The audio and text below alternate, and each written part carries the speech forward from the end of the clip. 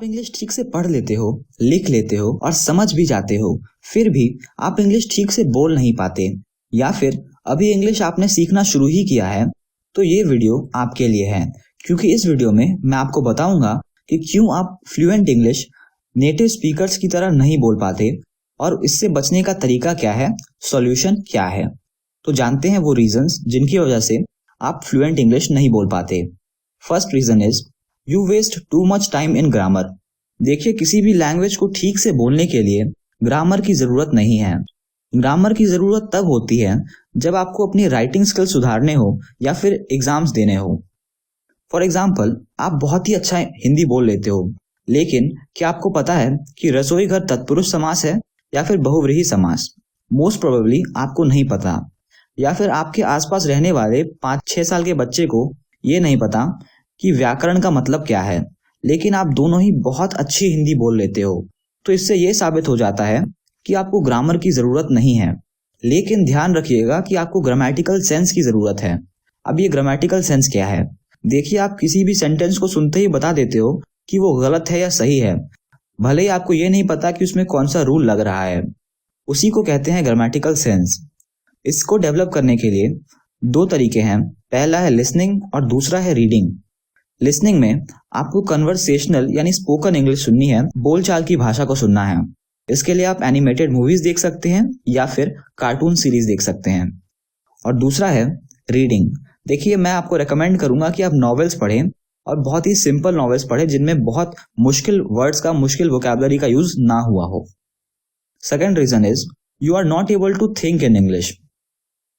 अगर आपको बोलने में बहुत टाइम लगता है, यानी कि आप इंग्लिश में नहीं सोच पा रहे हो। ज्यादातर लोग शुरुआत में पहले हिंदी में सोचते हैं, फिर उसको इंग्लिश में ट्रांसलेट करते हैं और उसके बाद बोलते हैं। ये एक बहुत ही लेंदी प्रोसेस है और इसमें मिस्टेक के चांसेस भी बहुत ज्यादा होते हैं। जैसे कि हिंदी का एक सेंटेंस है, मैं शिवम हूं। इसका word to word English translation होगा आई शिवम इज, जो कि गलत है। सही सेंटेंस है आई एम शिवम। इसके लिए आपको इंग्लिश में सोचना सीखना होगा। इसका सिर्फ एक ही तरीका है कि आप इंग्लिश को ज्यादा से ज्यादा सुने। जैसे जैसे आप सुनते जाएंगे, ये नेचुरली आप में आ जाएगा। Third is you lack active vocabulary. कभी ऐसा हुआ है कि बोलते बोलते आपको समझ नहीं आता कि अब कौन सा वर्ड यूज करूं?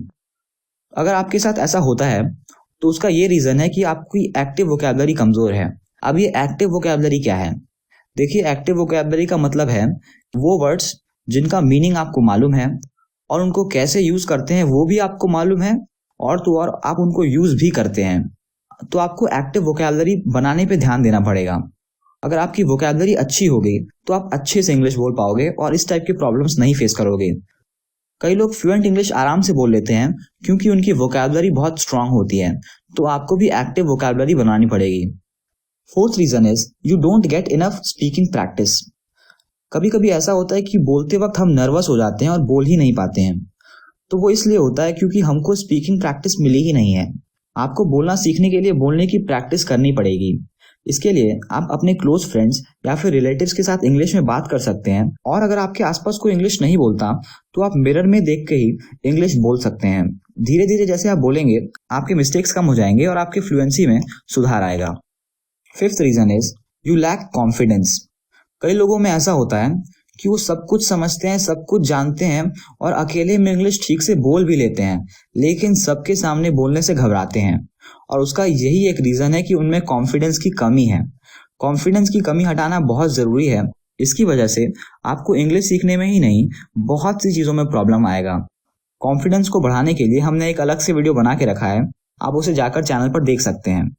तो आज के वीडियो में इतना ही। अगर वीडियो पसंद आया हो तो लाइक कर लीजिए, और ऐसे ही वीडियोस देखने के लिए चैनल को सब्सक्राइब कर लीजिए और बगल में बेल आइकन को दबा दीजिए।